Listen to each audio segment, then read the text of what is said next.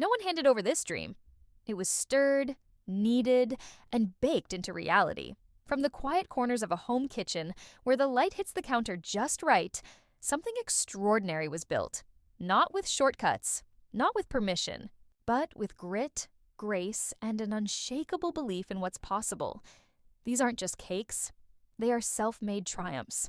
Every recipe tested, every batch perfected, every challenge faced with courage. This isn't about impressing anyone else. This is about honoring what lives inside. A spark, a vision, a voice. And when women choose to follow that inner calling, to pour love into each detail, to build something from their own two hands, they become a force.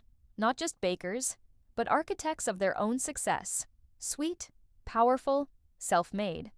And every creation they make, it whispers a reminder to the world, this is what unstoppable looks like.